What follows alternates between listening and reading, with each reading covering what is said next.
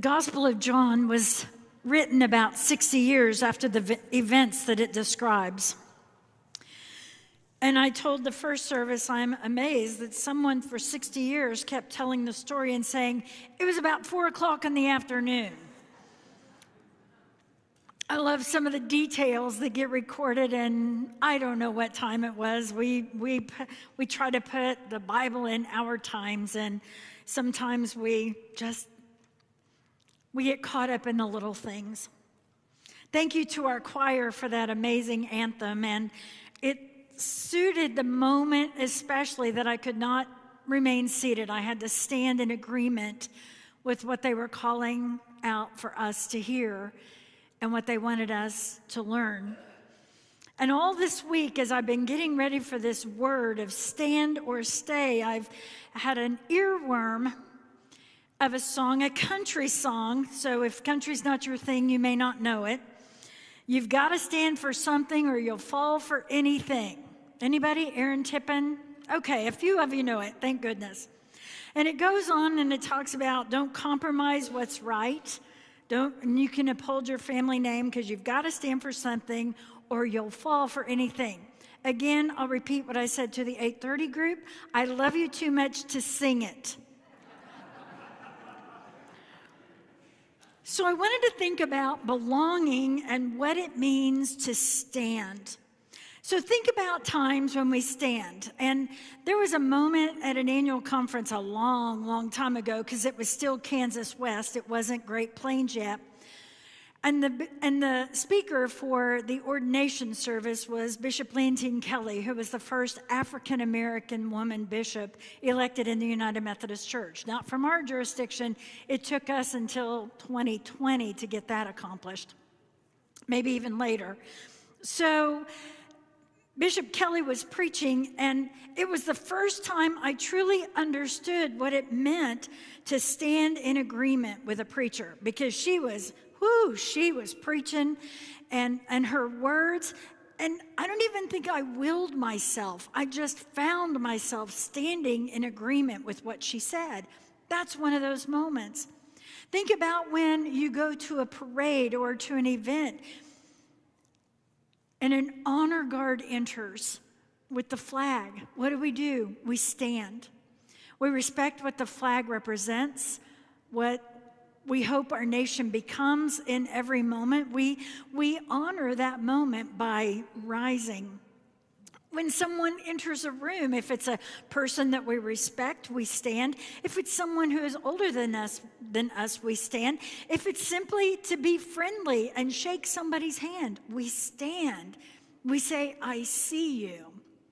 And yesterday, in a new one for me, we had a wedding here in the sanctuary, and as the couple was departing up the aisle as husband and wife for the first time taking that walk, there were guests who stood. And I loved that. I'd never seen that happen in all my years of officiating weddings. They usually walk when one party is walking in, but for them to stand in agreement with this decision to start a life together, to walk a journey with another person, it was lovely. And I thought it was a nice representation of respect or honor for them as they began their life together. So as I've been reading the book, Cherished Belonging, I got to a part where Gregory Boyle, who is a Jesuit priest, he turned to this passage in the Gospel of John where the two disciples followed Jesus, and they were disciples of John the Baptist, but they turned to Jesus and asked him, where are you staying? Now, when I hear that question, the Holiday Inn, I'm downtown at the Marriott, I think about a place. But Boyle makes the point that most people would follow the conversation when Jesus says, come and see, and think he's going to show them a location. But instead, Boyle focuses on the idea of Jesus is saying, you come and see where I stand, where I stay, where my heart is. It's not about location, it's about principles, it's about ministry, it's about seeing the needs that are all around him. And that led me to think more and more about where do we stay in our lives, in our faith, in our actions. Now, there were a couple of moments in the story that I'm not going to focus on, but I think they're important enough to note. One is when John had said to people, I'm not the one, keep looking. Keep looking for the Messiah because it's not me. John the Baptist knew exactly who he was, what his calling was. He knew where he stood. He knew where to stay. And it wasn't to take on a role that he wasn't intended to take on. And so John the Baptist reminds us of the power of staying where we are supposed to stay. The second one of interest to me is that when Jesus meets and gives Simon a new name, he's just met him and he says, I'm going to call you something else. I'm going to call you Cephas or Peter. He not only gives him a new name, he tells him in that moment where he is going to stand. You are the rock. And Peter could not have known what that was going to mean. And we only know it because we have 20/20 hindsight. But in that moment, Jesus tells Peter exactly where he's going to stand. So where do we stand? Where are we staying? I like that in the Greek, staying means abiding, which is having the courage to stay the course, to be anchored in the work that God calls us to do, not the location where it might take place.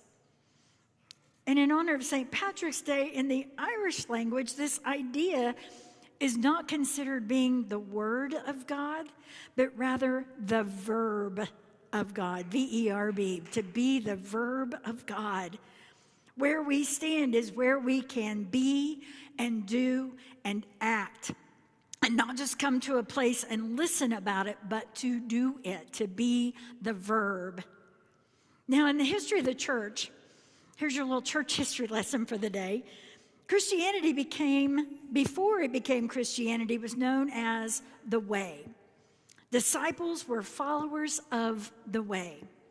And the Way, at its time, was a subversive spiritual movement of equality, emancipation, and peace. No wonder its leader was executed as an enemy of the state. In the early days, women were bishops and leaders. It was inclusive. The Ethiopian that Philip met, Peter, who had a dream in which he learned that God saw nothing and no one as unclean. Their boldness to stand, to stay, started a movement that continues today. It's why we're here. The tradition is that about 120 people gathered on what we know as Ascension Day. And yes, I know I'm getting way ahead of the story of Easter. But those witnesses, those 120, did the work that Gregory Boyle describes in this way. They went to Jesus' streets, the margins where folks carry more than they can bear. They went there because this is where Jesus stays. Church, where does Jesus stay today? Now, in a minute, I'm going to invite you to tell me, but I want to get it going. I want to kind of get your minds thinking. I'm going to suggest to us that Jesus stays in AA and NA meetings. I'm going to suggest to us that Jesus stays with our Wonder Kids. Jesus stays at protests where voices are raised for equal rights, for inclusion, for diversity. Jesus stays at food banks and housing shelters. Jesus stays in tents with the homeless. Jesus stays with immigrants and refugees seeking fair treatment and promises honored. Jesus stays in the halls of Congress. Jesus stays in Kyiv. Jesus stays in Gaza. Jesus stays in Somalia. Jesus stays in North Omaha. Jesus stays in South Omaha. Jesus stays with the dying. Jesus stays with those who cannot remember loved ones' names.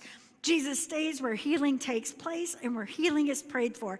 Woo, he stays in communion with the earth. He stays where mercy and justice are not just words, but are actions that guide and influence the world. He stays in the margins where folks carry more than they can bear. Woo.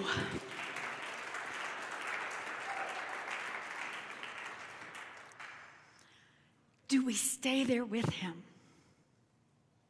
We sing words like the church is one foundation and here I am, Lord, and the understanding is we are not talking about a building's foundation, and we aren't asking to be sent deeper into a building. We are asking that we have the courage and the faith to stand on those foundations and to be sent out to stand in the world. Boyle says, okay, you ready? Because you knew I'd step on toes at some point.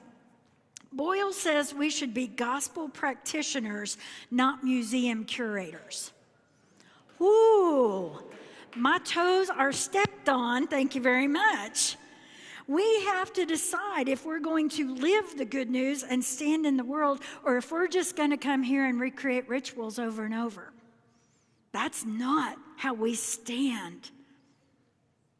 So here's where I think we went wrong. Constantine, emperor of the Roman Empire, made Christianity the official religion of the empire. And some say he did it to make his mother happy because she was a convert. And when that happened, some things began to change. Buildings, civic buildings, were made available for churches to gather and worship in. And the small house churches that had been at the core of the movement started to fade away when the people were fearful that they'd be found out, and there was a sense of urgency. Women were no longer allowed to continue in positions of leadership because they didn't do that in Rome. No, little lady, you need to stay home. And their names began to be erased from the history of the church. The followers of the way forgot that the buildings where they began to gather for worship were most recently where other followers had been held prisoner, tried for crimes, and sentenced to death. In that moment, the movement moved inside and they sat down. They forgot that their call was to stand and to stay, that they were the verb of God they were called to be abiding, to be anchored, to stand. They forgot they were called to stand in the margins where Jesus stands. I'm going to say that again. They forgot they were called to stand in the margins where Jesus stands. So where do you stay? If somebody comes up to you and says, where are you staying? Are you going to point at your house or your church? Or are you going to point at where your move fast shoes have gotten you so you can stand in the margins where Jesus stands? Are we going to show that our faith is about standing in the right places or walking in the right directions? We don't just learn the words, we live them. We have to be them. We have to be the verb of God in the world because we belong to the one who calls us to stand in the margins. We belong to the one who calls us to stay in the places where there is hurt and longing and need. And our belonging starts here, but it doesn't stay here. We stay and stand in the world. We do that because Jesus invited all of the ones who were going to stand in the world to a meal. And in that, he washed their feet, he empowered them. He said, I see you, now go be the verb in the world. And so I invite us to turn to the responses that are in the small black hymnal in front of you. Maybe you've sung them 100 times. Maybe this is a first time with you. But as we begin to sing those words, the Lord be with you and also with you, please know that this is a place you belong. You belong as the verb of God.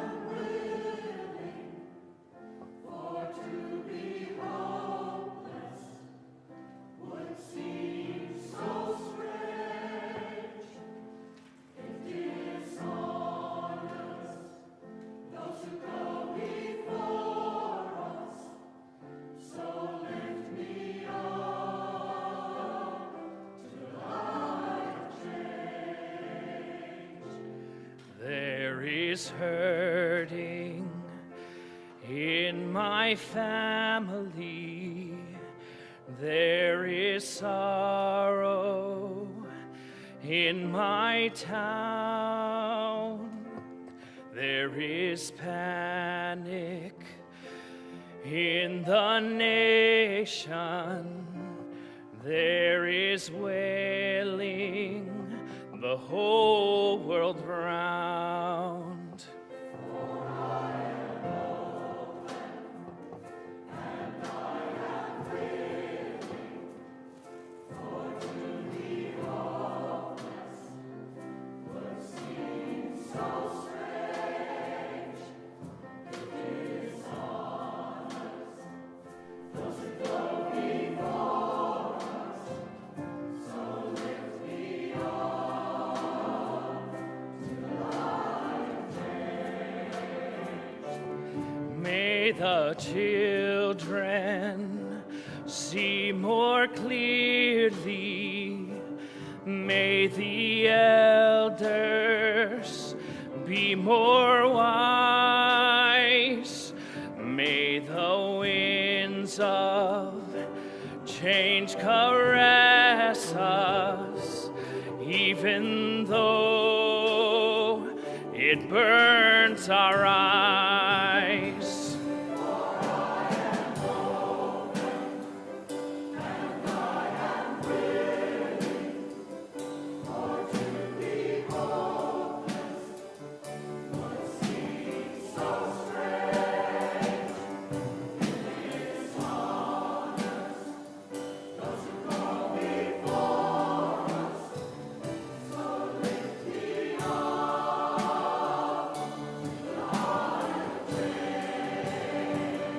Give me a mighty oak to hold my confusion.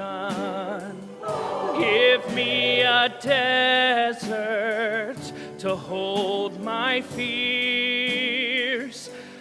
Give me a sunset to hold my wonder. Give me an ocean to hold my tears.